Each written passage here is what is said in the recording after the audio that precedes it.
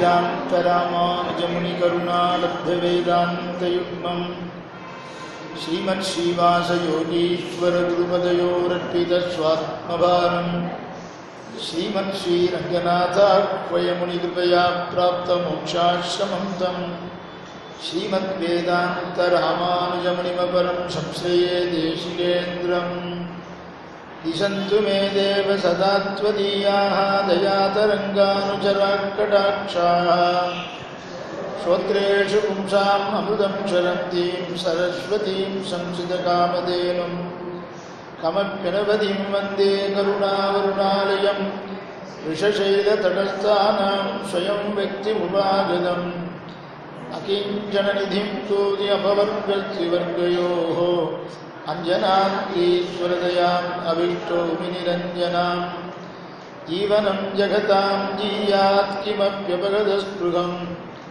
स्वतन्त्रं सर्वतन्त्रेषु वेङ्कटेशाह्वयं मगः பண்டினான் மறியும் வேள்வியும் கேள்விப் பதங்களும் பதங்களின் பொருளும் பிண்டமாய் விரிந்த பிறங்குடியனலும் பெருகிய புலனொடு நிலனும் கொண்டல் மாறுதமும் குறைகளேழும் ஏழு மாமலைகளும் விசும்பும் அண்டமும் தானாய் நின்ற எம்பெருமான் அரங்கமாநகரனும் தானே வாராவதுவாய் வருவின் மாயா மாயாமூர்த்தியாய் ஆறாவதுதாய் அடியேராவியகமே தித்திப்பாய் தீராவினிகள் தீர எண்ணையாண்டாய் திருக்குழந்தை ஊரா உனக்காட்பட்டு மடியேனும் உழல்வேனோம் கூஜந்தம் ராமராமேதி மதுரம் மதுராட்சரம் ஆருஹ்ய கவிதாசாகம் வந்தே வால்மீகி கோகிலம்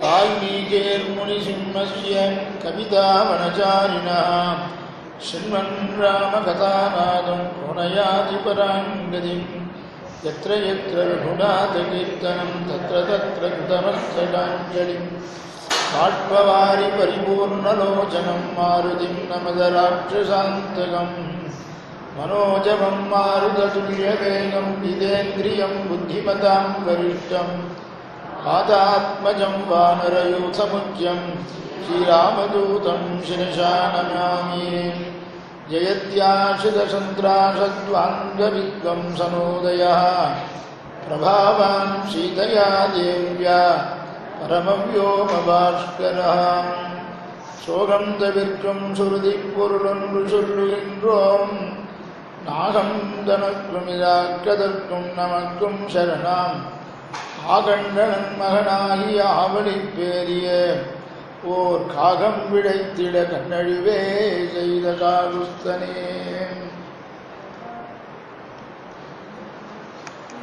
நம்முடைய சம்பிரதாயமே கேள்வி பதிலில் உண்டான சம்பிரதாயம் நம்முடைய சம்பிரதாயம். வியாசர் கேள்வி பதிலோடு ஆரம்பிக்கிறார் பிரம்மசூத்திரத்தை. பார்வதி தேவி பரமசிவனிடத்தில் கேள்வி கேட்டு பரமசிவன் பதில் சொல்றார். அதே போல பீஷ்மர் அடிபட்டு சரதல்பத்தில் படுத்துருக்கார். அந்த சமயத்தில் பகவான் தர்மபுத்திரரை யுதிஷ்டிரரை பீஷ்மரிடத்தில் அழிச்சுட்டு போகிறார். துவாபர யுகத்தில் நடந்தது. அப்பயே தர்மம் குறைஞ்சி போச்சுன்னு பகவான் பேசுகிறார். இன்னும் போக போக தர்மம் குறைஞ்சுட்டே தான் இருக்குமாம். ஞானானி அல்பீ பவிஷ்யந்தி, ஞானம் குறைஞ்சுட்டே போகும் அப்படின்னு பகவான் அப்பயே சாதிச்சாருனாக்க இப்பொழுது தர்மம் இருக்கா அப்படின்னு நாமே பார்த்து தெரிஞ்சுக்கலாம். ஞானம் இருக்கா, இருக்கிறவாளுக்குள்ள அந்த சுவாமி ஞானம் உள்ளவா, அவ்வளோதான் சொல்லலாம். நாளுக்கு நாள் ஞானம் குறைஞ்சுட்டே தான் வரும்.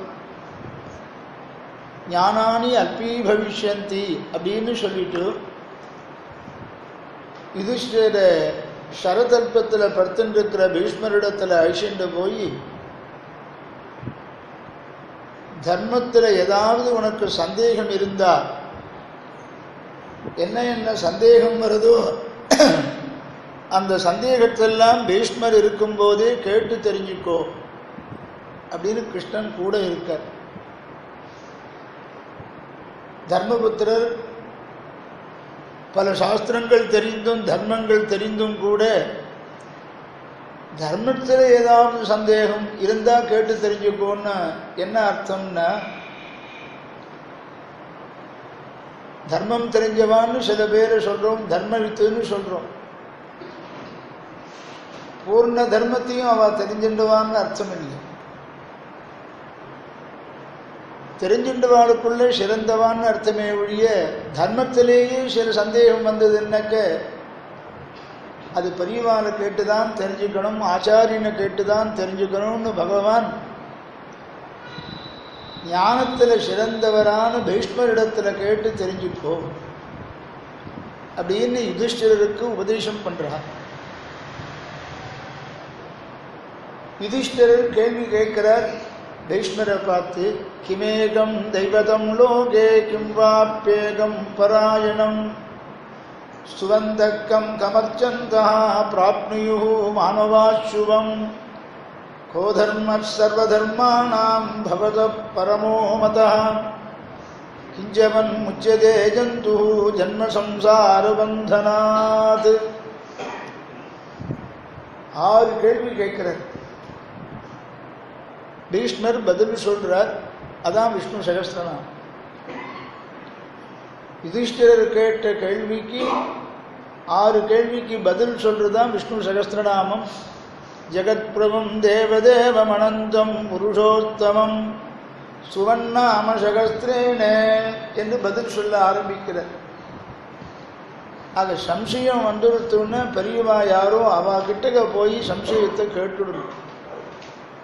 சந்தேகத்தோடு ஒரு காரியத்தை பண்ணக்கூடாது.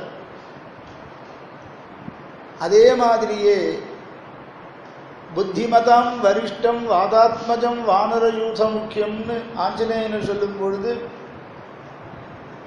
புத்திமான்களுக்குள்ளேயே ஞானத்தை தெரிஞ்சவாளுக்குள்ளேயே மிகவும் உயர்ந்தவர் ஆஞ்சநேயர்னு சொல்றார். அதை போலவே காற்று இருக்கும் பொழுது தூத்திக்கணும்னு ஒரு வசனம் உண்டு.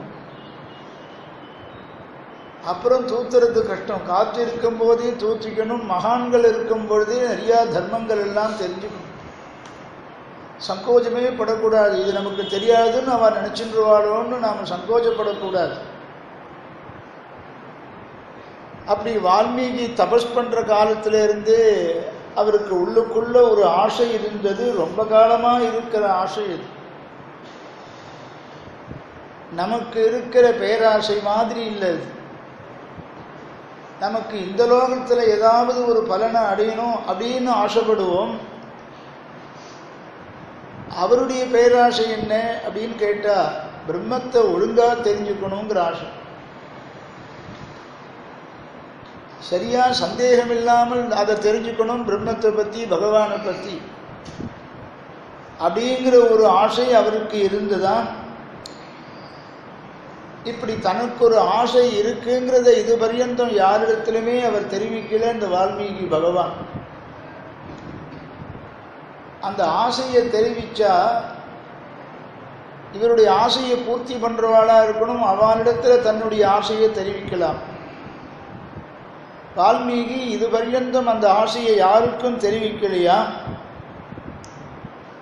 அவருடைய ஹிருதயத்திலேயே போட்டு அமுக்கி வச்சுருக்கார்.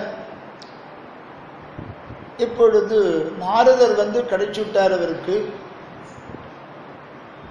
வாக்விதாம் வரம் அப்படின்னு எல்லாம் புகழ்ந்து சொல்லியிருக்கோம் இந்த நாரத பகவானை. இவரை போல நம்முடைய ஆசையை தீர்த்து வைக்கிறவா இனிமே யாரும் கிடைக்க மாட்டார் அப்படின்னு முடிவுக்கு வந்த வால்மீகி பகவான் நாரதரிடத்துல கேட்கிறார். பிரம்மம் எதுன்னு கேட்கிறாரா, நான் சொல்லக்கூடியதான குணங்கள் உடையவன் எந்த மனுஷன்னு கேட்கிறாரா, மனிதன் அப்படிப்பட்ட மனிதன் யார் இருக்கார்னு வால்மீகி கேட்கிறதா ஸ்லோகம் இருக்கு. ஆனால் பிரம்மத்தை தெரிஞ்சுக்கணும்னு ஆசைதான் எல்லாரும் படுவா. அதுதான் உயர்ந்த ஆசையாக இருக்கணும். கோன்வஸ்மின் சாம்பிரதம் லோகே குணவான் கஷ்ய வீரியவான் தர்மஜ்ஞஸ்ய கிருதஜ்ஞஸ்ய சத்யவாக்கியோ திருடவ்ரதா. முதல் ஸ்லோகத்தில் 5 குணங்களை கேட்கிறார். இப்பொழுது இந்த லோகத்தில் குணவான் குணம் உடையவன் யாரு சொல்லலாம்? ஒரு குணம். வீரியவான் வீரியம் உடையவன் எவன்? வீரியம்னா என்னன்னு அதுக்கெல்லாம் அர்த்தம் பண்ணணும். வீரியம் இருக்கிறவன் யாரு? தர்மம் தெரிஞ்சவன் யாரு? நன்றி உடையவன் யாரு? சத்தியத்தை பேசுபவன் யாரு? திருடவிரதன் எடுத்துட்ட காரியத்தில் திடமாக இருக்கிற விரதத்தை உடையவன் யாரு? நல்ல சரித்திரம் உடையவன் யாரு? எல்லா பிராணிகளிடத்திலையும் ஹிதமாக இருக்கணும்னு ஆசை உள்ளவன் யாரு? வித்வான் என்பவன் யாரு? சமர்த்தன் என்பவன் யாரு? எல்லாருக்கும் பிடிச்சவன் என்பவன் யாரு? ஆத்மவான் யாரு? ஜிதக்ரோதன் யாரு? குரோதத்தை ஜெயிச்சவன் யாரு? திதிமான் யாரு? அசூய இல்லாதவன் யாரு? யாரை பார்த்தா தேவர்கள்லாம் பயப்படுவா? ஜாதரோஷன் யாரு என்று 16 குணங்கள். குணவான்னு கேட்டது ஒரு குணம், பாக்கி 15 குணங்களை கேட்கிறார். இது அத்தனையும் அவர் கேட்டுட்டு, இது அத்தனை குணமுடைய ஒருவன் இப்பொழுது யார் இருக்கான்னு நீ சொல்லணும். ஏததிச்சாம்யகம் சோதம் பரம் கௌதூகலம் ஹிமே. ஆசைப்பட்டவனாக இருக்கேன், இதுதான் இவருடைய ஆசை. இதை தெரிஞ்சுட்டு என்ன பண்ண போறோம்னா, அப்படி தெரிஞ்சவன் ஒருவன் இருந்தானே ஆனால் அப்படிப்பட்ட உயர்ந்த ஒருவனை நாம தியானம் பண்ணி மோட்சத்துக்கு போகலான்னு ஆசை. அங்க குணம் இல்லாதவாளை ஆசிரியிச்சு ஒரு உபயோகமும் இல்லை. இப்படிப்பட்ட குணம் உடையவன் யாருன்னு தெரிஞ்சுக்கணும். மகரிஷேத்வம் சமர்த்தோசி. நாரத மகரிஷியே, இப்படிப்பட்ட குணங்களை உடையவன் இப்பொழுது யார் இருக்கான் என்பதை சொல்வதற்கு நீ சமர்த்தராக இருக்கிற பட்சத்தில் யாதுமேவம் விதம் நரம், மனிதனை தெரிஞ்சுக்கணும். இப்படிப்பட்ட 16 குணங்களை உடைய மனிதன் யாருன்னு தெரிஞ்சுக்கோ. நான் உயர்ந்த மனிதனை தெரிஞ்சுக்கணும்னு ஆசைப்படுறேன். அந்த உயர்ந்த மனிதனாக அவன் இருந்து நம்மோடு பழகாதவனாக இருந்தானேயானால், பழகும் சுபாவம் இல்லை என்றால் அது உபயோகம் இல்லை. ரொம்ப பெரிய மனுஷன், அவன் கிட்டக்க யாரும் நாம போக முடியாதுன்னு சொன்னா அவன் பெரிய மனுஷனாக இருந்து நமக்கு ஒன்றும் உபயோகம் இல்லை. ஆக உயர்ந்த மனிதனாக இருக்கணும். நம்மோடு அவன் உறவு வச்சுக்கணும், சம்பந்தத்தை வச்சுக்கிறதுக்கு சங்கோஜப்படாதவனாக இருக்கணும். நம்மோடையே சகஜமா பழகி ஓடி ஆடணும். நம்மோடையே அவன் நல்ல ஆத்ம குணங்கள் இருக்கிறவனாக இருக்கணும். ஆத்மகுணம்னு என்னென்ன? கர்வம் இல்லாதவன் இருக்கணும். கீதையிலே சொல்றார், ஆடம்பரத்துக்கோசம் எதையும் பண்ணாதவனாக இருக்கணும். இந்திரியத்தெல்லாம் ஜெயிச்சவனாக இருக்கணும். ஆத்மாவுக்கு இருக்க வேண்டிய குணங்கள் இது. இந்த குணங்களை முதல்ல சம்பாதிச்சா பகவானிடத்துல தியானம் வரும். இந்த குணங்களை சம்பாதிக்கலன்னாக்க பகவானிடத்துல நமக்கு தியானம் வரவே வராது. இதை தான் நேரிழையீர் அப்படின்னு 2வது பாசுரத்தில் பேசலாம். முதல் பாசுரத்திலேயும் இதை பேசி 2வது பாசுரத்திலேயும் இப்படி நேர்மையான குணங்களை உடையவன், சிறுமல்கு மாய்ப்பாடி செல்வச் சிறுவீர்கள் குர்வேல் கொடுந்தொழிலன் இந்தகோபன் குமரன் என்று திருப்பாவை முதல்ல ஆரம்பித்து ஒருவனுக்கு இருக்க வேண்டியதான குணம் அத்தனையும் ஆத்மகுணம், இந்த சம்பாதிச்சுட்டாக்க தியானம் வந்துரும்னு சொல்லி அர்த்தப்பட்ட ஆத்ம குணத்தை சொல்றாங்க. அப்படிப்பட்டவன் மனிதனில் கிடைப்பானா? இந்த 16 குணங்களை சொல்றாளே, 16 குணங்களை உடையவன் ஒருவன் கிடைப்பானா? ராமாயணத்தில் பல சூக்ஷ்மங்கள் இருக்கு. நமக்கு தெரிஞ்ச ராமாயணத்தை நாம் சொல்லிட்டு இருக்கோம். ராமாயணத்திலேயே நமக்கு தெரியாத விஷயங்கள் பல இருக்கு. ஆனால் பிரசித்தமாக இருக்கும். அது திரிசங்குன்னு சொல்லுவா ஒருத்தனை. இந்த திரிசங்குங்கிறவன் யாரு? அவனுக்கு திரிசங்கு. அவன் யாருன்னு கேட்டால் திரிசங்கு. ஆனால் திரிசங்கு இல்லை. திரிசங்குன்னு சொல்றது காரணத்தினால வந்த பெயர். இந்த உடம்போடையே நான் சொர்க்கத்துக்கு போகணும்னு வசிஷ்டரிடத்தில் கேட்டான். அது முடியாதுன்னு. இந்த மனுஷ தேகத்தோடு போக முடியாது, யாகம் பண்ணணும். அதுக்கு அந்த யாகம் பண்றதுக்கு நீ தகுந்தவன் அல்ல. யாகம் பண்ணினா சிலர் க்ஷத்ரிய ராஜாக்கள்லாம் தேவலோகத்துக்கு போய் இந்திரனுடைய சத்ருவெல்லாம் தோற்கடித்து இந்திரனுக்கு வெற்றியை பெற்றுக் கொடுத்திருக்கார். தசரத சக்கரவர்த்தி போயிருக்கார், கட்டுவாங்கன்கிற ராஜா போயிருக்கான், அர்ஜுனன் போயிருக்கான். இந்த உடம்போடு போகலாம், ஆனால் அதற்கான யாகம் பண்ணணும்.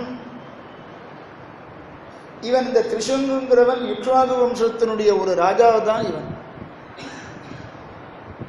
அந்த உடம்போடு போகணும்னா அது முடியாதுன்னு வசிஷ்டர் சொன்னார்.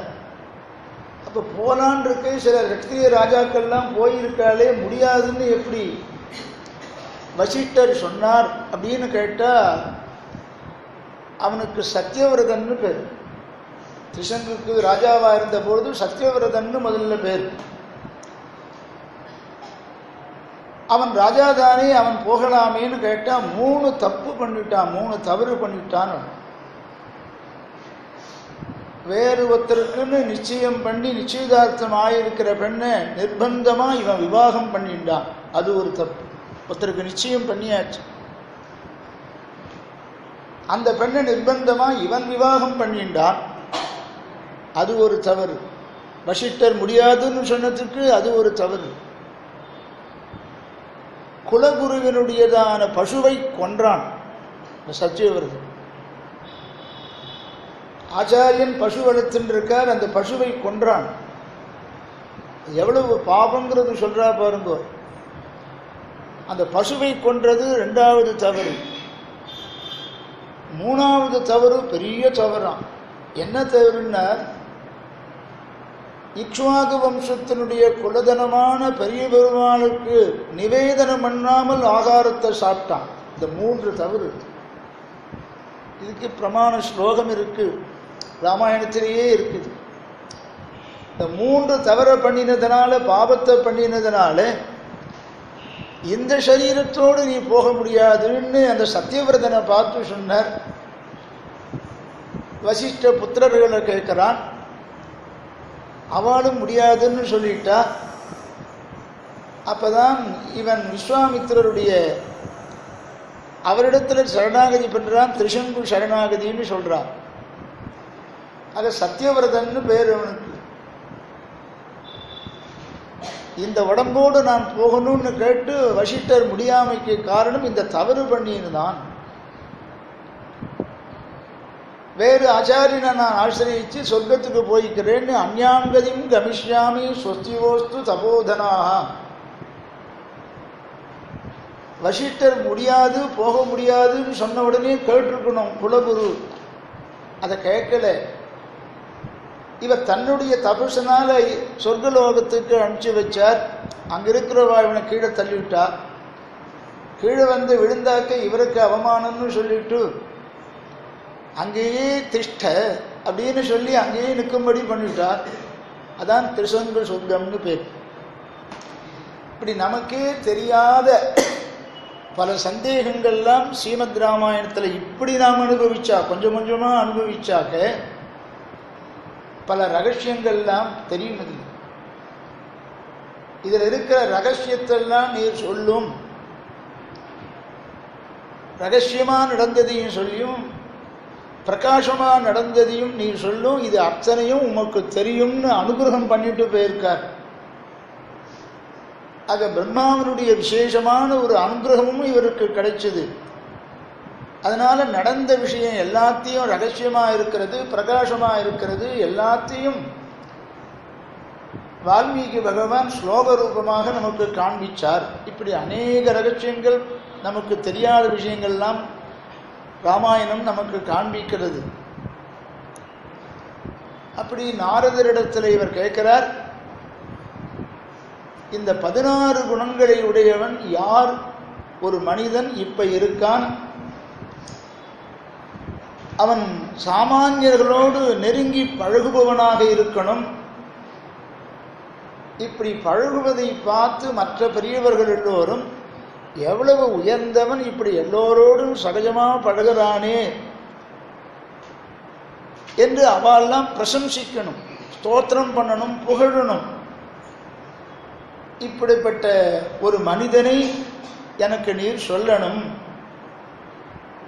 யாரை பார்த்தும் அசூயப்படாதவனாக இருக்கணும் அந்த மனிதன். அப்படிப்பட்டவனை எனக்கு நீ சொல்லு அப்படின்னு கேட்கிறான்.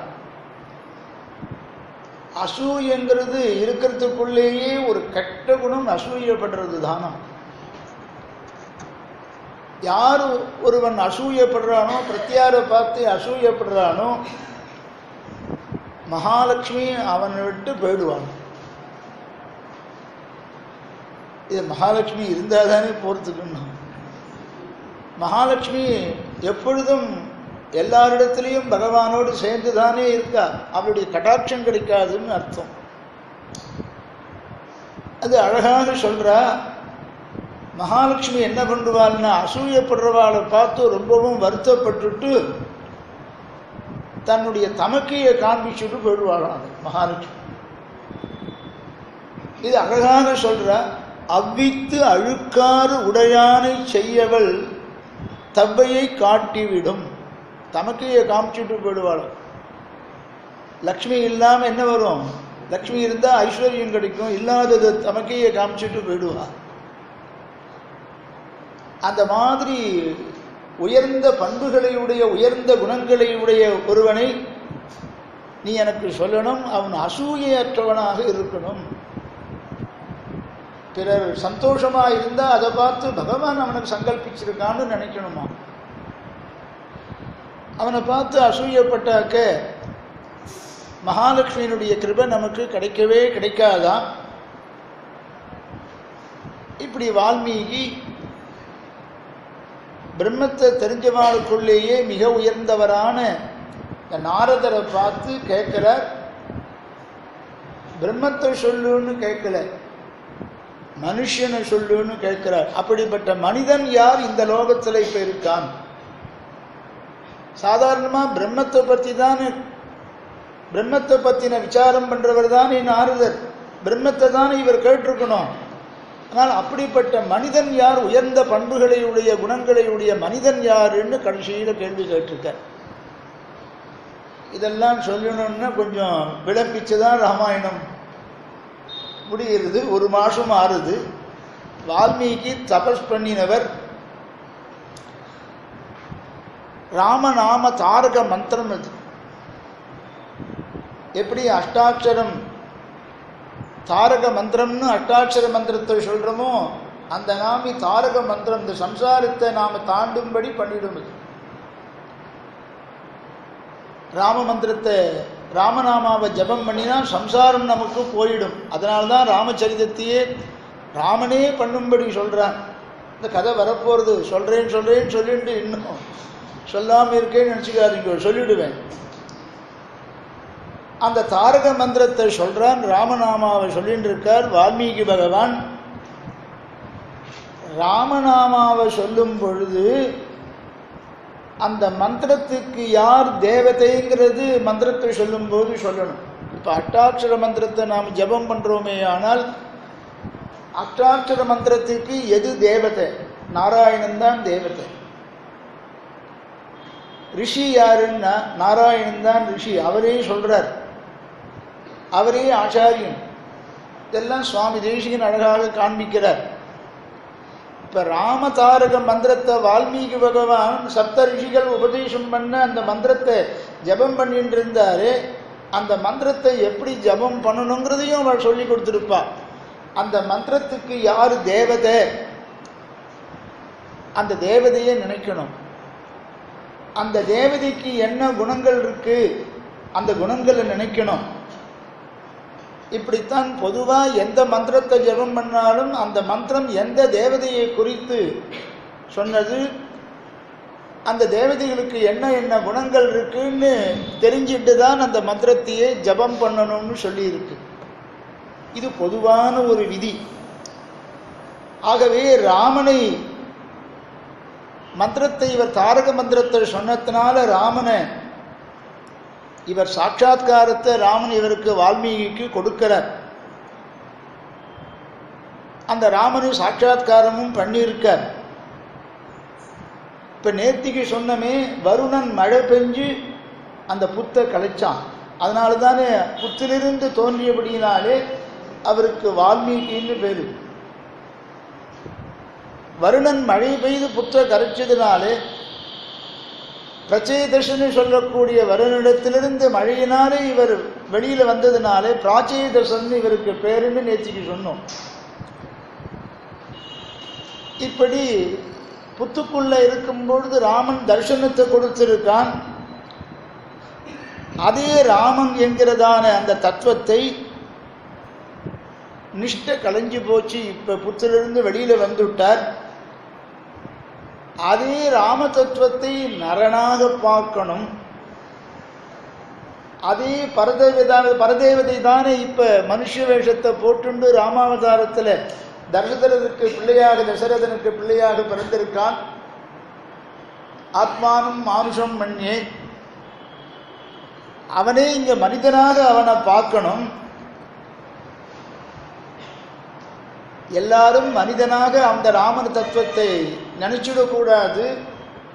சாட்சாத் பரம்பொருள் அப்படிங்கிற எண்ணத்தை எல்லா ஜனங்களுக்கும் உண்டு பண்ணணும் அப்படிங்கிறதுக்கோசரம் இவருக்கு ஏற்கனவே அப்படிப்பட்டதான ராமங்கிற பெயருடைய அந்த தத்துவம்தான் இவருக்கு தியான காலத்தில் எந்த ராமன் சேவை சாதிச்சானோ அவன்தான் இந்த 16 குணங்களுக்கும் இருப்பிடமானவன்றது நல்லா தெரிஞ்சிருந்தும் கூட நாரதரை கேட்கிறார்.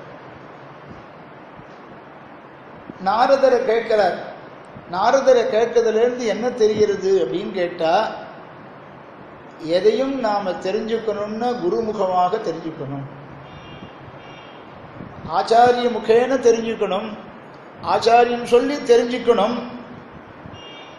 அந்த ராமன் யாரு, பிரம்மாவா அல்லது ராமன் யாரு ருத்ரனா, ராமன் யாரு இந்திரனா, அவன் சாட்சாத் மகாவிஷ்ணு அப்படிங்கிறத நாரதர் வாயிலாக தெரிஞ்சுட்டு ஜனங்களுக்கு சொல்லணுங்கிறது வால்மீகிக்கு அபிப்பிராயம். அதை தான் கேட்கிறார். நாரதம் பரிபப்ரச்ச வால்மீகி முனிபுங்கவம். ஆக அப்படிப்பட்ட பரதத்துவம் தான் ராமனாக மனுஷ வேஷத்தை போட்டுண்டு வந்திருக்காங்கிறது தெரிஞ்சிருந்தும் கூட தான் அதை குருமுகமாக தெரிஞ்சுக்கணுங்கிற ஆசையினால இப்படி வால்மீகி இடத்துல கேட்டால் இப்படி 16 குணங்களை வால்மீகி பகவான் கேட்கிறார். இந்த 16 குணங்களையும் ஒவ்வொன்றா சொல்லிண்டே போகலாம். 16 குணங்களையும் சொல்லிண்டே போனா ஒரு மாசம் அப்படின்னு தெரியாம சில பேர் ஒரு மாசம் ஆகும் சொல்லுவேன், பரவாயில்ல வேற ஒன்றும் வேண்டாம், இந்த 16 குணங்களை மாத்திரம் சொல்லும் அப்படின்னு சொல்லிட்டு போவா. ஆனால் சொல்ல மாட்டேன். ஆனா 16 குணங்களையும் சொல்லலாம்.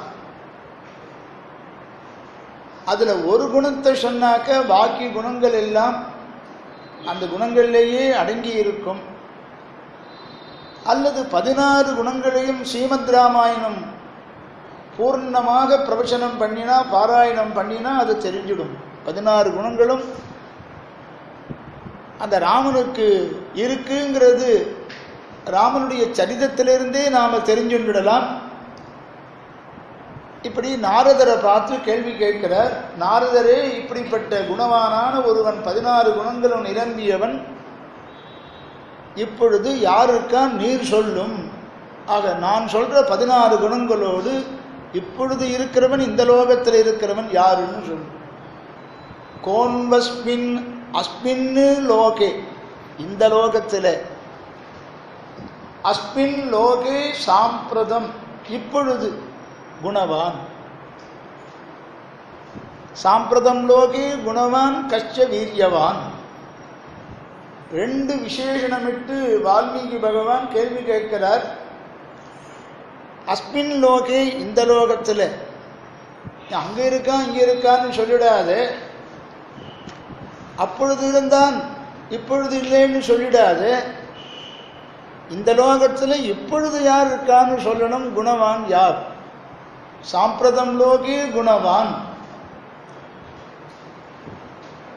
நீ கேட்கிற குணங்கள் எல்லாம் உடையவர்கள், அப்போ இருந்தான்னு சொல்லிட்டு தப்பிச்சுடாதேன்னு நாரதரை பார்த்து கேட்டார். இந்த நாரதரை பார்த்து கேட்பானே அப்படிங்கிறதுக்கு ஆண்டவன் ரொம்ப அழகான ஒரு நிர்வாகம் பண்ணியா. நாரதரை கேட்டாதான் எல்லாம் தெரியும். இப்படிப்பட்ட எல்லா இடத்துக்கும் அவர் போறவர், எல்லா இடத்துலையும் சஞ்சாரம் பண்றவர். அவருக்குன்னு தனியா கிரகமோ வீடு வாசல் எதுவும் கிடையாது. அதனால உண்மை கேட்கிறேன். நாரதர் கேட்கிறார், எத்தனையோ ரிஷிகள் இருக்காளே, அவளெல்லாம் கேட்காம என்ன கேட்கிறீரேன்னு கேட்கும் பொழுது, எல்லாரும் இருக்கா, ஆனா உண்மை மாதிரி சஞ்சாரம் பண்றவா மற்ற ரிஷிகள்லாம் ஜாஸ்தி கிடையாது, நீதான் ஜாஸ்தி சஞ்சாரம் பண்றவர், அதனால உண்மை கேட்கிறேன். ஆண்டவன் உபன்யாசம் பண்ணும்போது சொல்லியாகணும், அவரிடத்துல 1000 ஜாதகம் இருக்கான். அவர்கிட்ட இன்னும் 1000 பேருடைய ஜாதகம் என்கிட்ட இருக்குன்னு சாதித்தார். ஏண்டான்னார், நீ தான் பல இடத்துக்கு உபன்யாசத்துக்கு காலக்ஷேபத்துக்கு போறீரே, நல்ல பெண்ணா இருந்தா சொல்லும், நல்ல பையனா இருந்தா சொல்லும் அப்படின்னு கேட்கிறாங்க. அந்த மாதிரி எல்லா இடத்துக்கும் சஞ்சாரம் பண்றவரா நாரதர். அந்த நாரதருக்குத்தான் இப்படிப்பட்ட குணமுடையவன் யாருங்கிறது நல்லா தெரியும். அதனால உண்மை கேட்கிறேன். நாரதம் பரிபப்ரச்ச வால்மீகி முனிபுங்கவம். இந்த ஒரு ஸ்லோகத்தையே திருப்பி சொல்லணும் போல ஆசையா இருக்கு, ஆனா சொல்ல மாட்டேன், பயப்படாது. உண்மைதான் கேட்கணும், நம்முடைய சம்பிரதாயம் அப்படி இருக்குன்னு நாரதரிடத்துல கேட்டாராம் வால்மீகி. நாரதருக்கு வீடு வாசல் எதுவுமே கிடையாதான். ஏன்னா தக்ஷ பிரஜாபதியினுடைய ஒரு சாபம். எதனால் இந்த சாபம் வந்ததுன்னா, தக்ஷ பிரஜாபதினு கேள்விப்பட்டிருக்காரு இல்லையோ, 1000 பிள்ளைகளா தக்ஷ பிரஜாபதிக்கு. 1000 புத்திரர்கள் பிறந்தாலும் தக்ஷ பிரஜாபதிக்கு. இந்த 1000 பேரையும் இந்த நாரதர் என்ன பண்ணார், மேற்கு சமுத்திர கரைக்கு அழிச்சுட்டு போயிட்டார். தக்ஷ பிரஜாபதியினுடைய பிள்ளைகள் 1000 பேர். 1000 பேரையும் இங்கே அழிச்சுட்டு போய் உபதேசம் பண்ணார். உபதேசம் பண்ணின உடனே லோகத்தில் இருக்கிறது எல்லாமே துக்கம் கலந்த சுகத்தை தான் எல்லாரும் அனுபவிக்கிறார். யாருமே பூர்ணமான ஒரு ஆனந்தத்தை இந்த லோகத்தில் அனுபவிக்கிறான்னு சொல்ல முடியாது அப்படின்னு நல்ல உபதேசம் பண்ணிவிட்டார். பிறந்திருக்கு, பிறந்த உடனே கொஞ்ச நாள் ஆனவுடனே ஐஷன் பாய் உபதேசம் எப்படி இருக்கு பாருங்க. அதனால என்ன பண்ணிவிட்டார், நாரதருடைய உபதேசத்தை கேட்டால் இந்த லோக வாழ்க்கையில் அவளுக்கு விருப்பம் இல்லாமல் போயிடுச்சு. வைராக்கியம் வந்துடுத்து. இந்த லோக வாழ்க்கையில் 1000 பேர் என்ன பண்ணிவிட்டாருன்னா சன்னியாசம் பண்ணிவிட்டாராம். 1000 பேரும் சன்னியாசிகளாக ஆயிட்டாலாம், யோகனிஷ்டர்களாக ஆயிட்டா, யோகம் பண்றவாளாக ஆகி பகவானை யோகத்தினால நேரில் தியானம் பண்ணி பார்த்துட்டு அப்படியே மோட்சத்துக்கு போயிட்டா 1000 பேரும் தக்ஷ பிரஜாபதியினுடைய பிள்ளைகள் 1000 பேர். அப்போ தகப்பனா தக்ஷ பிரஜாபதிக்கு எப்படி இருக்கும்? ஏதோ நல்ல விஷயத்த கதை சொன்னாக்க சரி போய் கேட்டுவான்னு சொன்னாக்க எல்லாம் மோட்சத்துக்கு கிளம்புங்கன்னு உபன்யாசம் பண்ணா நாளைக்கு அனுப்புவாளா யாராவது உபன்யாசத்துக்கு? இல்லை இப்போ ஒன்றும் வயசாகலை, எல்லாம் அப்புறமா கேட்டுக்கலாம், அவர் எங்கே போகிறார், இந்த ஊரில் தானே இருக்கார் அப்படின்னு. வயசான பிறகும் கேட்டுக்கலாம் போ, இப்போ ஒன்றும் வேண்டான்னார். என்ன 1000 பேரும் சன்னியாசம் பண்ணிவிட்டாலும் சன்னியாசங்கிறது அவ்வளோ வசக்தியாக அந்த காலத்தில் பூர்ண வைராக்கியம் உடையவாதான் சன்னியாசம் பண்ணிக்கணும்னு பேர். பரமாத்மனி யோ ரக்தா விரக்தா அபரமாத்மனி எதகரேவ விரஜே ததகரேவ பிரவ்ரஜே சாஸ்திரம். எப்பொழுது வைராக்கியம் வருதோ, சம்சாரத்தில் வைராக்கியம் எப்போ வருதோ அப்போ சந்நியாசம் பண்ணிக்கலாம் சாஸ்திரம் சொல்லிவிடு. பிரம்மச்சாரியிலிருந்து சந்நியாசத்துக்கு சில பேர் போகிறார். வைஷ்ணவ சந்நியாசத்தில் ஜாஸ்தி அநேகமாக கிரகஸ்தனான பிறகுதான் சந்நியாசம். அதுக்கு சாஸ்திரத்தில் இடம் இருக்குது. அப்படித்தான் பண்ணணும். கிரகஸ்தனான பிறகுதான் சந்நியாசம் பண்ணிக்கணும். அப்போ தான் 3 கடன்களும் போடுறது. தேவர்களுக்கு பட்ட கடன், ரிஷிகளுக்கு பட்ட கடன், பிதர்களுக்கு பட்ட கடன். பிறக்கும் பொழுது 3 கடன்களோடு நாம் பிறக்கிறோன்னு வேதம் சொல்றது. வேதாத்தியனம் பண்ணுறதுனால ரிஷிகளுக்கு பட்ட கடனை நாம் அடிக்கிறோம். வேதாத்தியனம் பண்ணுறதுனால ரிஷிகளுக்கு பட்ட கடன் போடுறது. யாக யஜ்ஞங்கள் பண்ணால் தேவர்களுக்கு பட்ட கடன் போடுறது. நல்ல சந்ததி ஏற்பட்டு விட்டதே ஆனால் பிதர்களுக்கு பட்ட கடன் போடுறது அப்படின்னு சாஸ்திரங்கள் சொல்றது. அதனால தான் கிரகஸ்த தர்மத்தை அனுஷ்டித்து பிறகு சந்நியாசம் பண்ணிக்கிறோம். அத்வைதங்கள்லாம் பிரம்மச்சாரியிலேருந்தே சந்நியாசம் பண்ணிட்டுருவார் இல்லையா? நம்ம வைஷ்ணவாலையும் பிரம்மச்சாரியிலேருந்து சந்நியாசம் பண்ணிட்டுவாள்லாம் உண்டு. சில பேர் இருக்க ஆதிவன் சிலகோபர்லாம் பிரம்மச்சாரியிலேருந்து சந்நியாசம் பண்ணிட்டு தான். ஏன் இப்பொழுது பரகால சுவாமி இருக்கார், இவரும் பிரம்மச்சாரியிலேருந்து சன்னியாசி தான். தங்கப்பிரியா சுவாமி இவெல்லாம் பிரம்மச்சாரியிலேருந்து சன்னியாசிகள் தான். அதிகமாக வைஷ்ணவாலில் பிரம்மச்சாரியிலேருந்து சந்நியாசம் பண்ணிக்க மாட்டா. ஏன்னா 3 கடனையும் அடிச்சு விட்டு தான் இவன் சந்நியாசம் பண்ணிக்கணும். அப்போ அவள் பண்ணிட்டு இருக்காளே அதுக்கு பிரமாணம் இல்லையா? அத்வைதிகள்லாம் சந்நியாசம் பண்ணிக்கிறாளே பிரமாணம் இல்லையான்னு இது ஒரு பிரமாணம். எப்பொழுது விரக்தி வரதோ, வைராக்கியம் வரதோ அப்பொழுது சந்நியாசம் பண்ணிக்கலான்னு ஒரு சாஸ்திரம் சொல்றது. எதகரேவ விரஜேத் ததகரேவ பிரவ்ரஜேத்.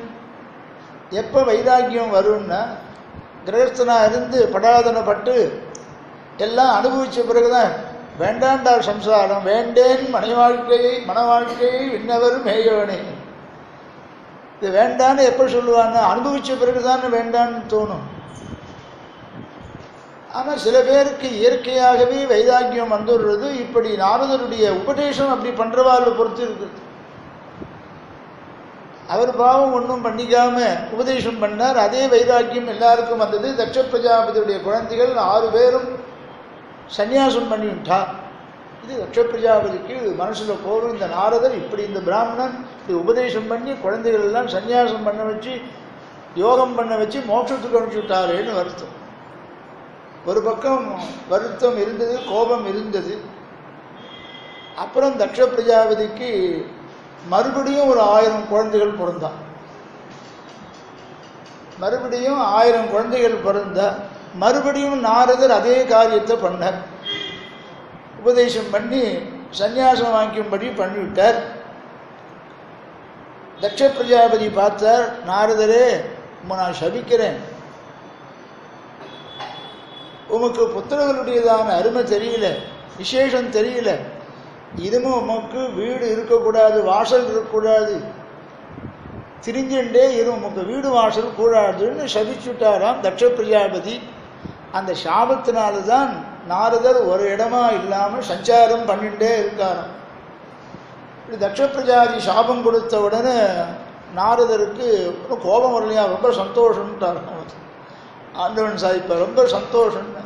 கல்யாணம் பண்ணிட்டு குழந்தை குட்டிகளை படுத்துட்டு வீடு வாசல் வாங்கிட்டு லோன் போட்டுட்டு இருக்கிறத விட நம்ம சௌக்கியமாக இருக்கலாம் பாருங்கோ அப்படின்னு முடிவு பண்ணிவிட்டாராம். ஆக பகவானை அடைவதற்கு எல்லாத்தையும் விட்டவாளாக இருக்கணும். அப்படி தட்ச பிரஜாபதியினுடைய சாபத்தினால எல்லா லோகத்துக்கும் தெரிய ஆரம்பித்தார். எல்லா இடத்தையும் சஞ்சாரம் பண்ணுறார், எல்லா ஜனங்களையும் சந்திக்கிறார். எந்தெந்த ஜனங்கள் எப்படிப்பட்டவா, யார் யார் இடத்துல என்ன என்ன குணங்கள் இருக்குங்கிறது இவருக்கு நன்றாக தெரியுமானபடியினால நாரதம் பரிவப்ரச்ச வால்மீகி முனிபுங்கவம் கோன்வஸ்மின் சாம்பிரதம் லோகே குணவான் கச்ச வீரியவானே இந்த 16 குணங்களையும் ராமாயணத்தில் சொல்ல போறார். தக்ஷ பிரஜாபதி சாபம் விட்டதோடு நின்றுட்டாரா அப்படின்னு. முதல்ல 1000 பிள்ளைகள், அடுத்தது 1000 பிள்ளைகள், எல்லாருமே சந்நியாசம் பண்ணிட்டு யோகம் பண்ணி மோட்சத்துக்கு போயிட்டான். அப்புறம் தக்ஷ பிரஜாபதிக்கு 60 பெண்கள் பிறந்தாலும், இது பிள்ளைகளா பிறந்தாக்க இது சந்நியாசம் வாங்கின்றதுகள். அப்புறம் 60 பெண்கள் தக்ஷ பிரஜாபதிக்கு பண்ணாலாம். அந்த 60 பெண்களுடைய வழியாகத்தான் இப்ப இருக்கிற நாமெல்லாம் இவ்வளவு விருத்தியாயிருக்கு. இத்தனை ஜீவராசிகள், இத்தனை பேர் உண்டாயிருக்கும். அந்த தக்ஷ பிரஜாபதியினுடையதான 60 பெண்கள் மூலமாக தான் நாம் வந்திருக்கோமோ. ஆகையினால நாரதரே, எல்லா இடத்துலையும் சஞ்சாரம் பண்றீர், நீ எல்லாரையும் இப்படிப்பட்ட குணவானான ஒரு ஜனங்களை நீ பார்த்திருப்பீர். அப்படிப்பட்டவன் யாராவது உன் மனசுல இருக்குமே, ஆனால் அப்படிப்பட்ட மனிதனை எனக்கு சொல்லும், நான் அவனை தியானம் பண்ணி மோட்சத்துக்கு போகணும்னு ஆசைப்படுறேன். இது பீஷ்மரிடத்தில் யுதிஷ்டிரர் கேட்ட மாதிரி இருக்கா இல்லையா பாருங்க. கிமேகம் தெய்வதம் லோகே கிம்வாப்யேகம் பராயணம் ஸ்துவந்தக்கம் கமர்ச்சந்தா பிராப்னுயுகு மானவாசுபம் கோதர்ம சர்வதர்மானாம் பவத பரமோ மதா கிங் ஜபன் முச்சதே ஜந்துகு ஜன்ம சம்சார பந்தனாத். யாரை தியானம் பண்ணினா புண்ணிய பாபங்களாகிற கர்மாக்கள் எல்லாம் போய் இந்த சரீரம் கீழே விழுந்து உயர்ந்த மோட்சமானது கிடைக்குமோ, யாரை பாராயணம் பண்ணணும் அப்படின்னு கேள்வி கேட்டுதான் அவர் பதில் சொல்றார். ஜெகத் பிரபும் தேவதேவம் என்று பீஷ்மர் பதில் சொல்ல ஆரம்பிக்கிறார். இப்படி நம்முடைய சம்பிரதாயமே கேள்வி கேட்டு பதில் சொல்ற சம்பிரதாயம்னு சொல்லியாக மாற்றணும். இதே மாதிரியே உபனிஷத்துக்கள்லையும் இந்த வழி பின்பற்றப்படுகிறது. உபகோஷல வித்யைன்னு ஒன்று இருக்கு. சாந்தோக்கியத்தில் எல்லாம் இந்த கிரமம் முறை சொல்லி இருக்கு. கேள்வி கேட்டு ஆச்சாரியன் பதில் சொல்லி சிஷ்யன் கேள்வி கேட்டு பதில் சொல்றது, அல்லது ஆச்சாரியனே கேள்வியும் கேட்டு பதிலையும் சிஷ்யனுக்கு சொல்ற மாதிரி கேள்வி பதிலாக சொல்லுவான். அதே மாதிரி கட்டோபனிஷத்துன்னு ஒரு உபனிஷத்து. இந்த கட்டோபனிஷத்தை பற்றி எல்லாரும் விசேஷித்து கொண்டாடுவார். இந்த கட்டோபனிஷத் நமக்கு வேண்டிய தர்மங்களை எல்லாம் எடுத்து சொல்றது. நம்ம இந்த உடம்பை எப்படி நினச்சிக்கணும், இந்த உடம்பில் இருக்கிற ஜீவனை என்னன்னு நினச்சிக்கணும், யாருன்னு நினச்சிக்கணும், இந்த சரீரத்தில் அந்தர்யாமியா இருக்கிறவனை யாருன்னு தெரிஞ்சுக்கணும். இப்படியெல்லாம் கடோபனிஷத் நமக்கு சொல்றது. ஆத்மானம் ரதினம் வித்தி சரீரம் ரதமேவது புத்தின் துஷாரதிம் வித்தி மன பிரகிரகமேவச்ச. 11 இந்திரியங்கள் இருக்கு. 10 குதிரைகள் ரதத்தில் 10 குதிரைகள் பூட்டினா அந்த குதிரைகள் தான் ஞானேந்திரியம் 5, கர்மேந்திரியம் 5, மனசு 1, 11 இந்திரியங்கள். இந்திரியங்கள் மொத்தம் 11ன்னு கீதாச்சாரியனுடைய உபதேசம். இந்திரியாணி தசைகஞ்ச பஞ்சைச்சேந்திரிய கோச்சராக இந்திரியாணி தச ஏகஞ்ச.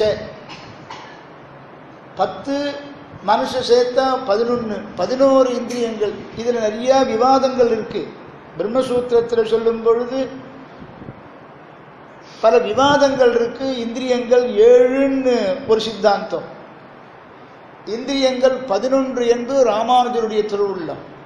வியாசருடைய திருவுள்ளத்தை அனுசரித்து சொல்றார். இது ஸ்ரீபாஷ்யத்தில் ஒரு சாப்டரே வருது. இதுக்கோசரமே இந்திரியங்கள் 7ஆ 11ஆன்னு கேட்டுண்டு பிரம்மசூத்திரத்தினுடைய ஒரு சூத்திரத்தை எடுத்துட்டு ராமானுஜர் வியாக்கியானம் பண்றார் ஸ்ரீபாஷ்யத்தில். 11 இந்திரியங்கள், 10 குதிரைகள், மனசு 1, 11 இந்திரியங்கள். இந்த மனுஷங்கிறது கடிவாளம் மாதிரி, குதிரைக்கு கடிவாளம் இருக்கிற மாதிரி அந்த கடிவாளத்தை பிடிச்சு இழுத்தாக்க அந்த குதிரைகள் 10ம் அதுக்கு தோன்றின திக்குகளை போகாமல் ஒரே வழியில் போகும். இந்த கடிவாளம்தான் காரணம். அது அந்த மாதிரி மனுஷங்கிற கடிவாளத்தை நாம் சரியாக வச்சுட்டோமேயானால் இந்த 10 இந்திரியங்களும் தகாத விஷயத்தில் பிரவேசிக்காது அப்படின்னு அந்த உபனிஷத் சொல்றது.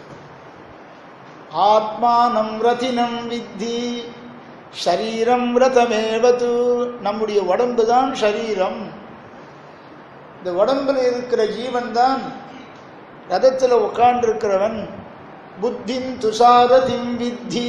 வித்தின்னு அறிவாயாக தெரிந்து கொள் அப்படின்னு அர்த்தம். மனப்பிரகிரகமே வச்ச பல தர்மங்கள் எல்லாம் கடோபனிஷத் சொல்றது. நாளைக்கு கார்த்தால வெளில வந்தேன்னா நோற்று சுவர்க்கத்தில் சொல்லுவேன். இது கார்த்தால வெளில வரமாட்டேங்கிறீங்களே. நோற்று சுவர்க்குங்கிறது அதுதான். அது சரி, இப்பயே சொல்லிடுங்க. அந்த கடோபனிஷத்தில் எல்லாருக்கும் தெரிஞ்ச கடோபனிஷத்து. அதில் ஒரு ஆச்சரியமான ஒரு யாகத்தை வாஜஸ்ரவசு என்பவர் ஒரு யாகத்தை பண்றார். சர்வவேதசன்னு பேரு அந்த யாகத்துக்கு பேரு. அந்த யாகம் என்ன, அது எப்படி அனுஷ்டிக்கணும்னு கேட்டா, தன்னுடைய ஐஸ்வர்யம் எல்லாத்தையும் கொடுத்துடணும், தானம் பண்ணிடணும். யாரையாவது இந்த யாகம் பண்ணுன்னு சொன்னா ஒருத்தராவது பண்ணுவாள? தன்னிடத்துல என்ன ஐஸ்வர்யம் இருக்கோ அத்தனை ஐஸ்வர்யத்தையும் தானம் பண்ணிடணும். அப்பதான் அந்த யாகம் பூர்த்தியாகும். அந்த யாகத்தை பண்றேன்னு வாஜஸ்ரவசு ஆரம்பிச்சார். சர்வவேத சங்க அந்த யாகத்தை பண்ண ஆரம்பிச்சார். யாகம் முடிஞ்சு போயிடுத்து. நிறைய தானங்களை எல்லாம் பண்றார். நாம கூட வைதிக கர்மாவை ஏதாவது பண்ணினாக்க தானங்கள் எல்லாம் தசதானங்கள் எல்லாம் பண்றோம். அந்த தானத்துல என்ன சொல்லியிருக்கோ அதே வஸ்துவை கொண்டு தானம் பண்ணா விசேஷம். ஆனா அந்த வஸ்துவை பண்ண முடியாத அசக்தனா இருந்தா தத் பிரதிநிதியாக திரவியத்தை சமர்ப்பிக்கிறோம். இதுல பூர்வாங்கம் உத்தராங்கம். யாகத்தை ஆரம்பிக்கிறதுக்கு முன்னால பண்றது பூர்வாங்க தானம், யாகத்தை முடிச்ச பிறகு பண்றது உத்தராங்க தானங்கள். இப்படி எல்லாம் சொல்லியிருக்கு சாஸ்திரத்துல. அந்த மாதிரி வாஜஸ்ரவசி யாகம் பண்ணி யாகத்தை முடிக்கிற சமயத்துல தானங்கள்லாம் பண்றார். தன்னிடத்தில் இருந்த ஐஸ்வர்யத்தை எல்லாத்தையும் தானம் பண்றார்.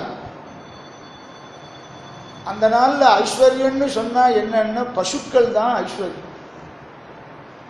நிறைய பசுமாடுகள் இருந்தா அந்த இடத்துல ஐஸ்வர்யம் இருக்கும்.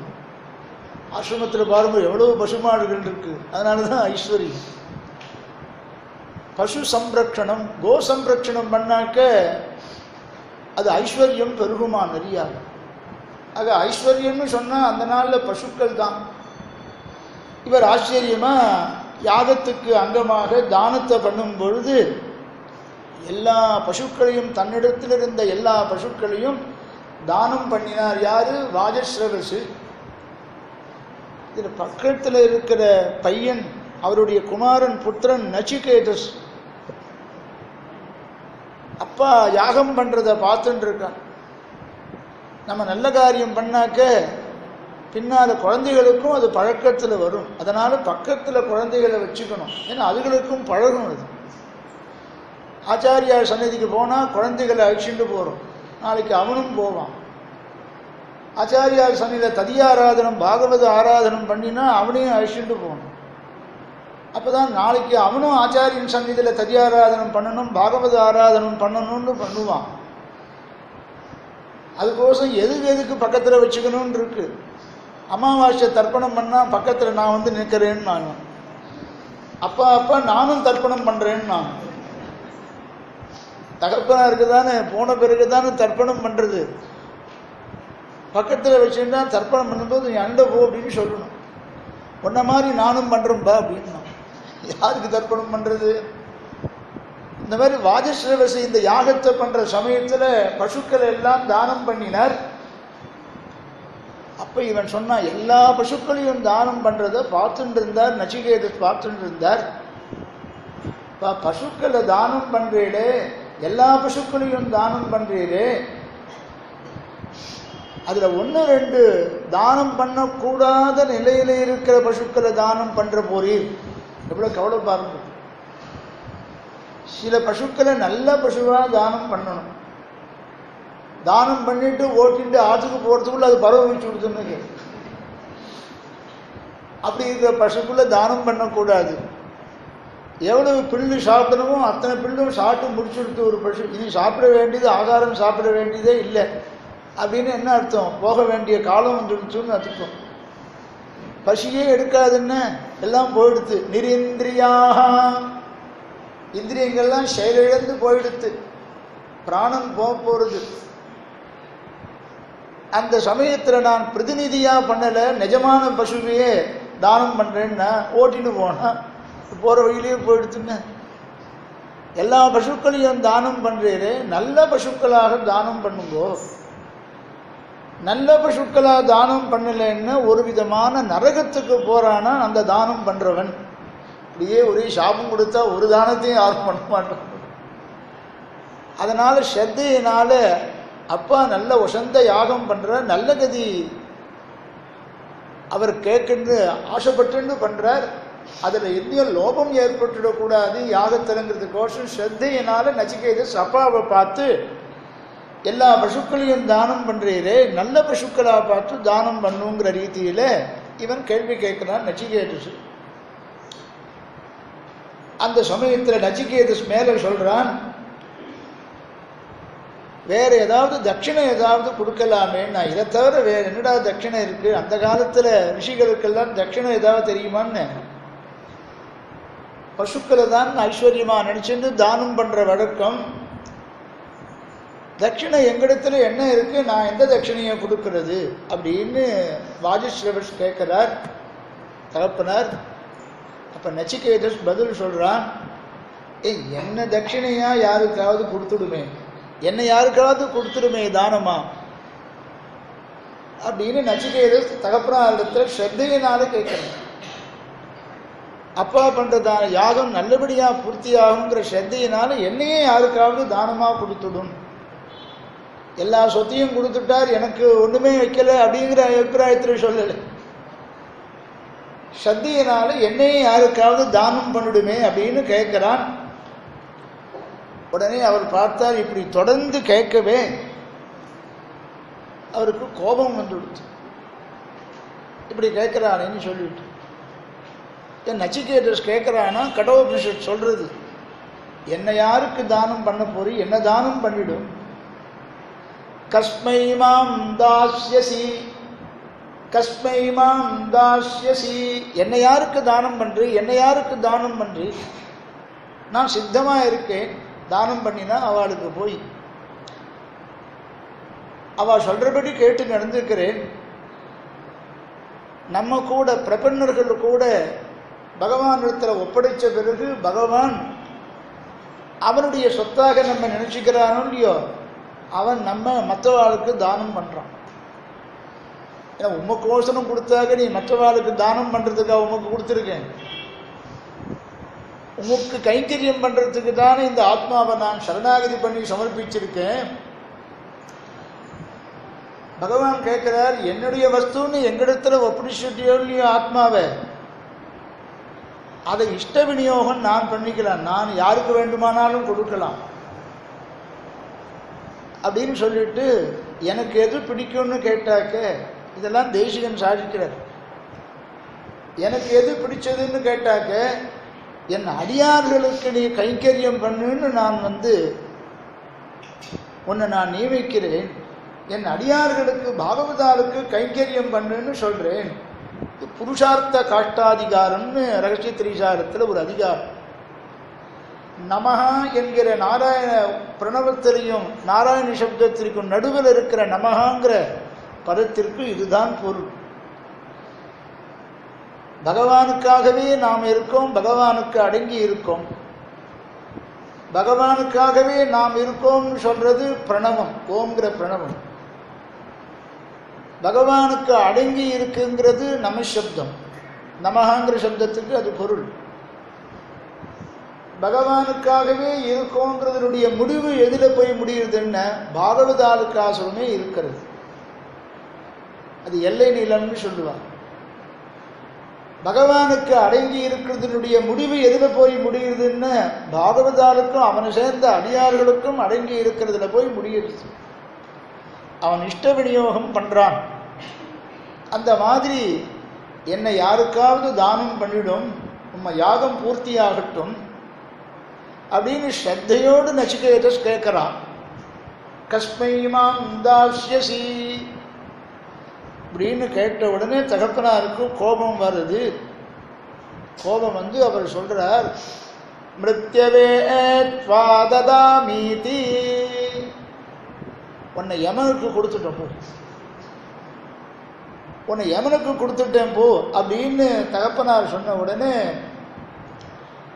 இப்படி தகப்பனாருடைய உத்தரவுன்னு சொன்னா அது அப்படியே நாம கேட்போம் அப்படின்னு நச்சிகேதஸ் முடிவு பண்ணிட்டு நச்சிகேதஸ் பதில் சொல்றான், பவ சத்ய பிரதிஸ்ரவா, உம்முடைய வாக்கியம் பொய்யா போகக்கூடாது, தசரதனுடைய வாக்கியம் பொய்யா போகக்கூடாதுன்னு தான் வனவாசத்தை ஒத்துண்டான். தேவர்களுக்கு அபயப்பிரதானம் பண்ணி இருக்கான். அவளுக்கு அபயப்பிரதானம் பண்ணும்போது வாக்கு கொடுத்திருக்கான். தன்னுடைய வாக்கும் பொய்யா போகக்கூடாது. தசரதன் பொய் சொன்னவனாக ஆயிடுவான். இவன் பரதன் கூட்டு திரும்பிட்டாக்க அவ ரெண்டு பேரையும் சத்தியசந்தன் ஆக்குவதற்கோசரம் பாதுகாதேவி ஒத்தாசை பண்ணா. பகவானுக்கு ஒரு கஷ்டமான நிலை வந்தது என்ன, தர்ம சங்கடம் வந்தது என்ன, அந்த தர்ம சங்கடம் இல்லாதபடி பார்த்துக்கிறது யாருன்னு பாதுகாதேவி பார்த்துக்கிறா. ஆச்சாரியன் பார்த்துக்கிறானாம் பகவான். தசவதன விநாசம் வாஞ்சதோ யஸ்ய சக்ரே தசரதமனுபோக்திம் தண்டகாரண்ய யாத்ரா சச்ச பரத விபர்தே சத்யசந்தத்வயாசீத் ரகுபதி பதரக்ஷே ராஜதானீம் பிரயாந்தியாம். ராவண வதமும் ஆகணும். அதனால தேவர்களுக்கு இவன் கொடுத்த வாக்கும் பொய்யா போகாமல் ராவண வதம் நடக்கணும். பரதன் கூட்டு பாதியிலேயே திரும்பிட்டாக்க கைகேயிக்கு தசரதன் கொடுத்த வாக்கு பொய்யா போயிடும். தசரதனும் சத்தியசந்தன், இவனும் சத்தியசந்தன்னு இந்த சமயத்தில் ரெண்டு பேரையும் சத்தியசந்தனா ஆக்கியது எதுன்னு பாதுகதான் ஆக்கிச்சு. பரதன் அயோத்திக்கு வந்து பட்டாபிஷேகம் பண்ணிக்கணும்னு கூப்பிடுறான். இவரோ வரமாட்டேங்கிறார். அப்பாவுடைய வார்த்தை பொய்யா போயிடும், நான் திரும்பிட்டாக்க வரமாட்டேன்னு பல காரணங்கள் எல்லாம் ராமன் பேசுறார். வரணுங்கிறதுக்கான காரணங்கள் எல்லாம் பரதன் எடுத்து வைக்கிறான். ரெண்டு பேருக்கும் பெரிய விவாதமே வருது. இந்த சமயத்தில் பாதுகாதேவி எல்லாரும் சமாதானம் பண்ணி, ராமன் வர முடியாது, பாதுகையை பிரார்த்திப்போம் ராமனுடைய பிரதிநிதியாக என்று பாதுகையை பிரார்த்திச்சு ராமனுடைய பாதுகையை பெற்றுண்டு போறான். சந்தோஷமா ரதத்தில் ஏறினான்னு வால்மீகி சொல்றார். ஆதுரோக ரதம் மிருஷ்ட, பாதுகையை பெற்றவுடன் ரொம்பவும் சந்தோஷமாக ரதத்தில் ஏறி புறப்பட்டான்கிறார் வால்மீகி. இந்த பாதுகாதேவியும் நான் பரதனோடு போக மாட்டேன், நான் உம்மோடு தான் கூட வருவேன்னு அடம் பிடிச்சிருந்தார். தசரதன் சத்தியசந்தங்கிற பேர் இல்லாமல் போயிருக்கும் அவனுக்கு. ராமனுக்கும் சத்தியசந்தங்கிற பேர் இல்லாமல் போயிருக்கும். இந்த சமயத்தில் பாதுகை தான் காப்பாற்றித்து மறுவார்த்தை மறுத்து பேசாமல் பரதனோடு போன்னு சொன்ன உடனே போயிடுத்து. இது தேசிகனுடைய அனுபவம். பாதுகைன்னு ஆச்சாரியன்னு அர்த்தம். ஆச்சாரியன் பகவானையும் காப்பாற்றுறவன். பிரம்மத்தை பற்றின அறிவை எல்லாருக்கும் சொல்லி கொடுத்து பிரம்மம் இருக்கு அப்படின்னு சொல்லி ஞானத்தை கொடுத்து அவனை நாம் அடைவது தான் தாபத்திரயங்கள் போகிறதுக்கு வழி. அவனை தியானம் பண்ணணும்னு சொல்லி கொடுக்கறது யாருன்னு ஆச்சாரியன் தானே. ஆக பகவானையே காண்பித்து கொடுத்து மோட்சம் கொடுக்கிறதான காரியத்தை அவனுக்கு இருக்கும்படி பண்ணுறது பகவான் தான். இவன் சிபார்சு பண்ணுறவனுக்குத்தான் அவனும் மோட்சம் கொடுக்கிறான். அதை தான் தேசிகன் அழகாக பாதுகா சகஸ்திரத்தில் தசரதம் அனுகோக்திம் தண்டகாரண்ய யாத்ரா சச்ச பரத விமர்ஜே சத்யசந்தி துவயாசீதி ரகுபதி பதரக்ஷே ராஜதானீம் பிரயாந்தியா.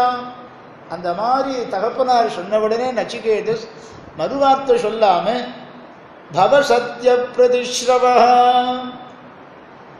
யமலோகத்துக்கு நான் புறட்டு போறேன், அவனுக்கு தானமா என்ன கொடுத்ததுனால நான் யமலோகத்துக்கு புறட்டு போறேன்னு சொல்லிட்டு தகப்பனாரையும் தாயாரையும் சேவிச்சான், பிரணாமம் பண்ணிட்டான், உத்தரவு வாங்கிட்டான், நேராக யமலோகத்துக்கு போயிட்டான்.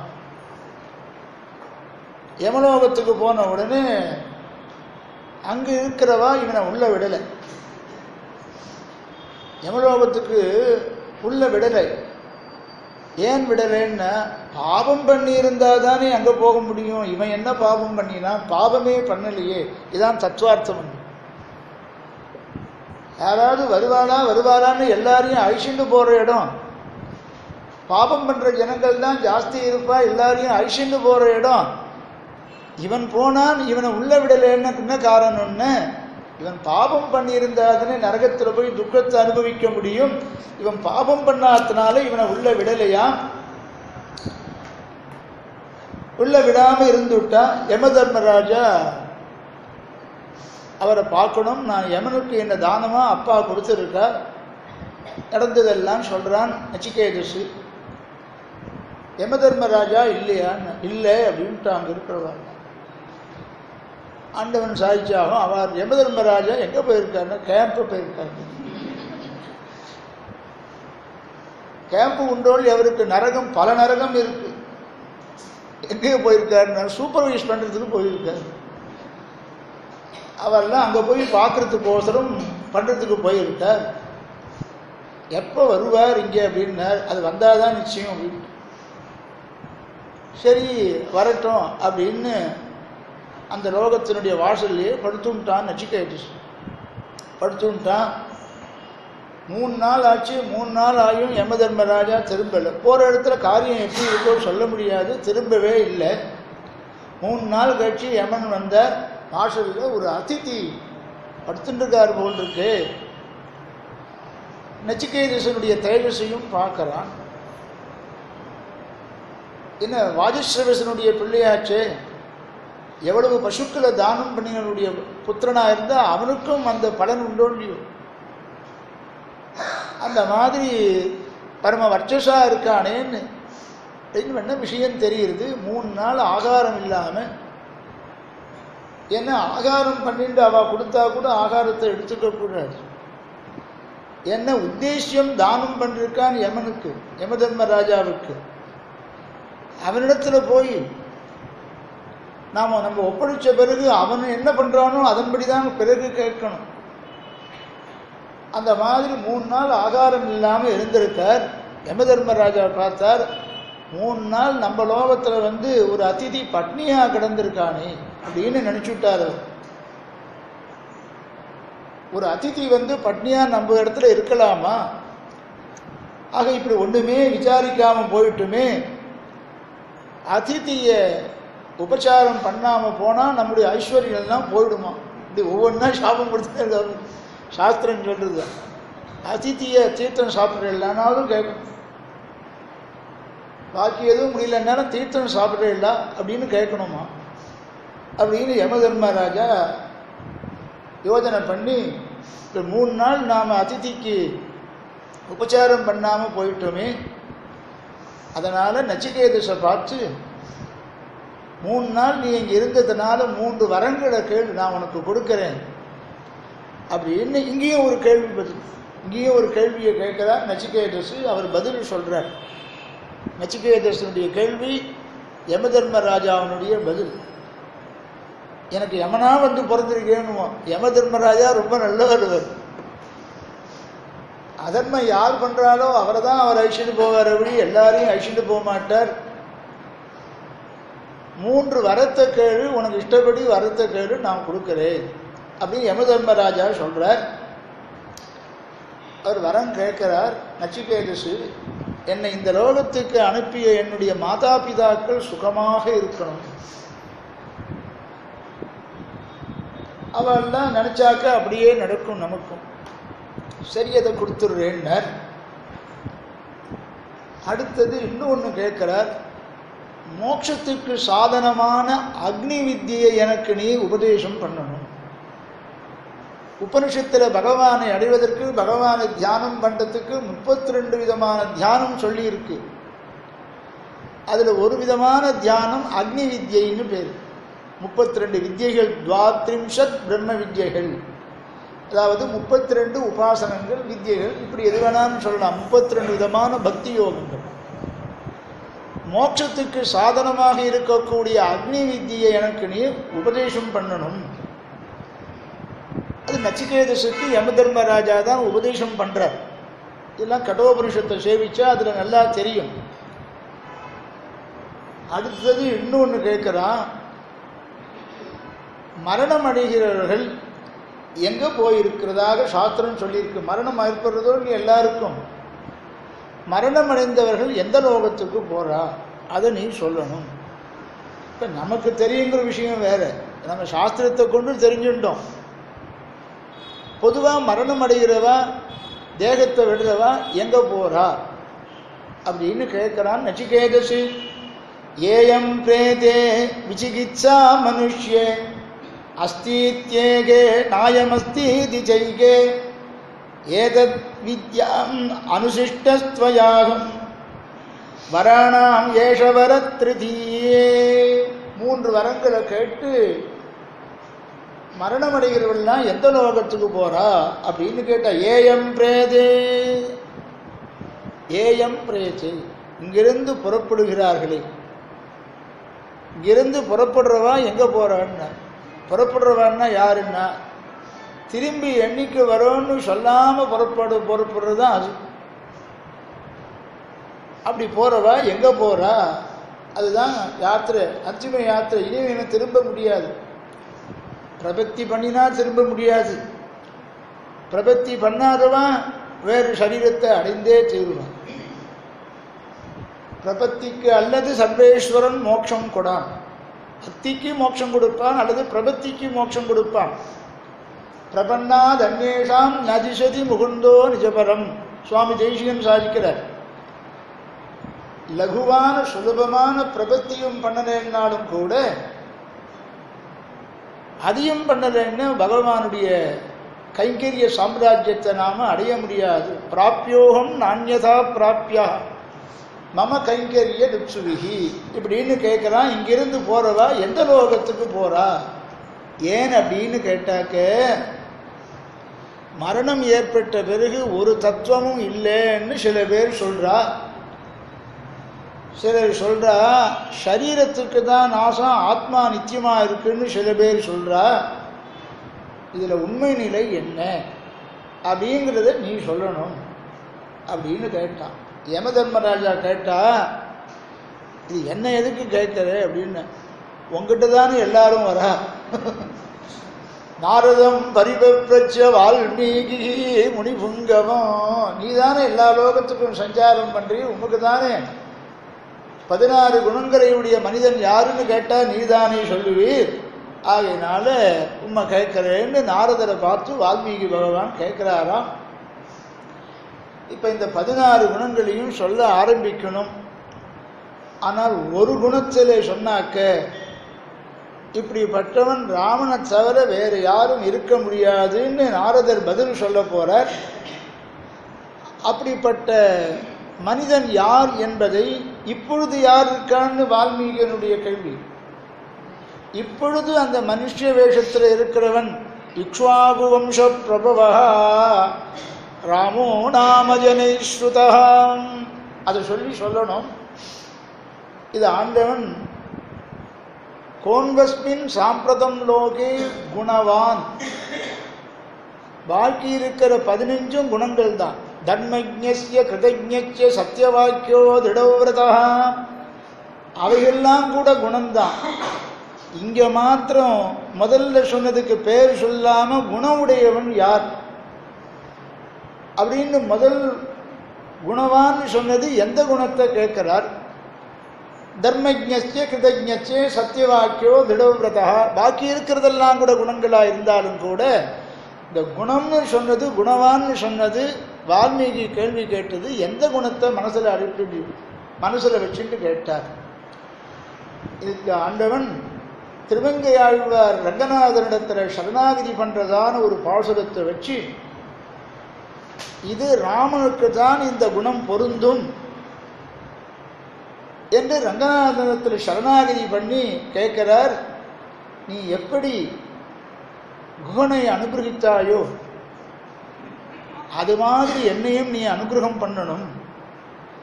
அதுக்கோசரம் இந்த வயசான சமய காலத்தில் நான் உன்னை சரணாகதி பண்ணுறேன் ரங்கநாதா அப்படின்னு திருமங்கையாழ்வார் ஒரு பாசுரத்தில் சொல்கிறார். அந்த பாசுரத்தினுடைய நிர்வாகம் நாளை தினம் ஸ்வஸ்தி பிரஜாபிய பரிபாலயந்தாம் நியாயேன மார்கேண மகிம் மகீஷாः கோப்ராஹ்மணேभ्यः சுபமஸ்து நித்யம் லோகா சமஸ்தாः சுகினோ பவந்து மங்களம் கோஷலேந்திராய மகனீய குணாப்தயே சக்கரவர்த்தி தனூஜாய சார்வபௌமாய மங்களம். ஸ்ரீமதே வேதாந்த ராமானுஜ மகாதேசிகாய நமः. ஸ்ரீமதே நிகமாந்த மகாதேசிகாய நமः. ஸ்ரீமதே பகவதே பாஷ்யகாராய மகாதேசிகாய நமः. ஸ்ரீமதே வகுளபூஷண மகாதேசிகாய நமः. ஸ்ரீரங்கநாயகியை நமः. ஸ்ரீரங்கநாத பரபிரம்மணே நமः. ஸ்ரீரங்கநாத திவ்யமணி பாதுகாபியாம் நமः. நாளைக்கு காத்தால நச்சிகேதஸ் கேட்ட அந்த அக்னி வித்தியை சொல்லுவேன். காத்தால பாக்கி 2 ஸ்லோகம் இது.